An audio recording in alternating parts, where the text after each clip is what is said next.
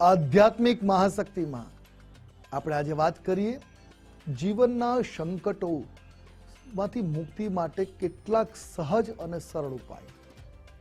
દરેક વ્યક્તિ જીવનમાં નાના મોટા ઉપદ્રવોને ભોગવતો હોય છે અને એમાંથી બચવા માટે તનતોડ મહેનત કરતા હોય છે, પણ દરેક વ્યક્તિ ઈચ્છે સહજ અને સરળ ઉપાય જો મળી જાય તે એ કરવાથી લાભ મળે. અને એમાંય જ્યારે શ્રદ્ધા એ ભગવાનમાં હોય અને એ ભગવાનના મંત્ર જાપ કરવામાં આવે તો લાભ મળે. શાસ્ત્રોમાં કહ્યું છે, કલૌ હનુમત ચંડી વિનાયકો. કળિયુગમાં 3 મુખ્ય દેવતાઓ છે, હનુમાનજી મહારાજ, માં દુર્ગાના સ્વરૂપો અને ગણપતિ. આ 3ની આરાધના ત્વરિત ફલદાયી છે. આપણે આજે વાત કરીએ હનુમાનજી મહારાજની. હનુમાનજી મહારાજની ભક્તિમાં સર્વોત્તમ સાધન માનવામાં આવે છે. સહજ અને સરળ સ્તોત્ર છે હનુમાન ચાલીસા.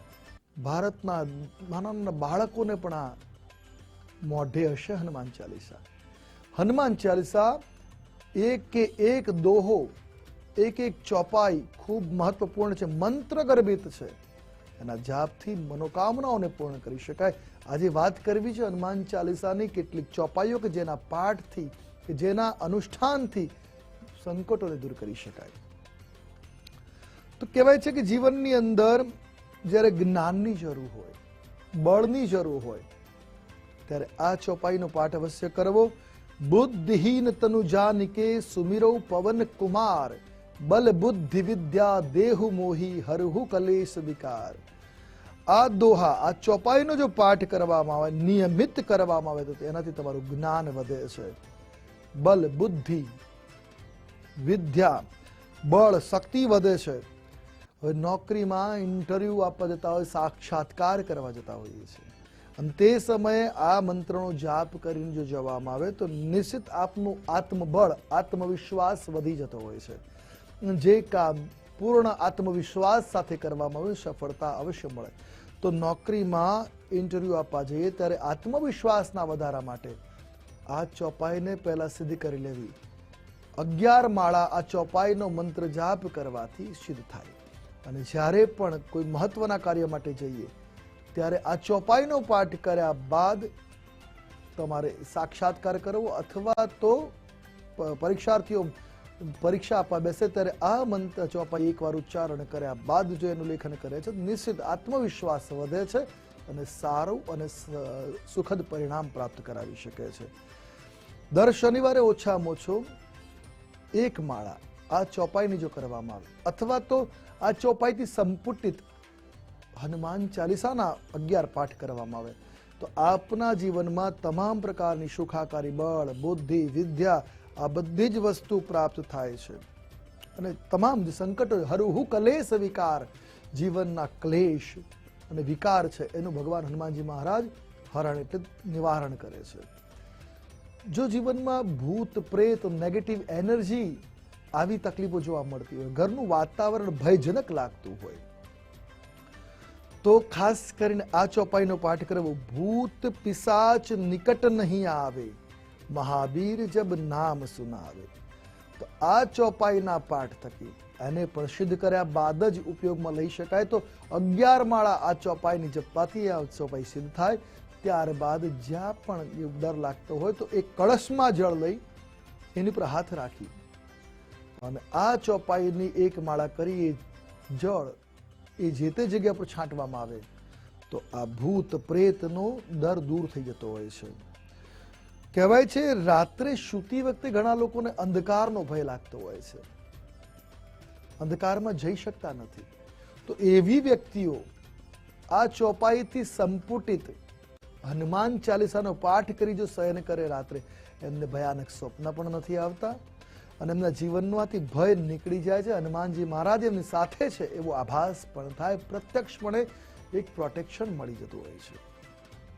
જો લાંબા સમયથી બીમારી ચાલે છે, બીમારીમાંથી મુક્તિ માટે કેટલાય પ્રયત્નો કર્યા છે પણ સફળતા નથી મળી, તો આ વિશેષ ચોપાઈ છે જેના પાઠથી લાભ અવશ્ય મળે છે. નાસે રોગ હરે સબ પીરા, જપત નિરંતર હનુમંત બીરા. આ ચોપાઈથી સંપુટિત હનુમાન ચાલીસા અને હનુમાન બાહુકનો જો પાઠ કરવામાં આવે તો જીવનની જે બીમારીઓ છે એ દૂર થાય છે, કારણ કે બીમારીનું કારણ છે શરીરમાં તંત્રોમાં ક્યાંક ગડબડી. તો શરીરના 6 ચક્રો જ્યારે હીલ થઈ જાય ત્યારે આ ગડબડી દૂર થાય છે અને ત્વરિત રોગ શક્તિ, રોગ પ્રતિકારક શક્તિ જીવનમાં વધે છે, રોગ શાંત થાય છે, બીમારીઓમાંથી મુક્તિ મળે છે. જે દવા મેડિસિન્સ ગ્રહણ કરો છો એ પણ તમારા માટે લાભકારી સાબિત થઈ શકે છે. કહેવાય છે જીવનમાં જ્યારે નેગેટિવ થોટ્સ હોય, નકારાત્મકતા ભરી હોય, એમાંથી બચવા માટે હનુમાનજી મહારાજની આ ચોપાઈનો પાઠ કરો, ખૂબ લાભકારી નીવડી શકે છે. મનમાં સારા વિચારો જેનાથી આવે, વિચારો પોઝિટિવ બને છે, મન પ્રફુલ્લિત બનતું હોય, એના માટે આ ચોપાઈ બહુ મહત્વપૂર્ણ છે. મહાવીર વિક્રમ બજરંગી કુમતિ નિવાર સુમતિ કે સંગી.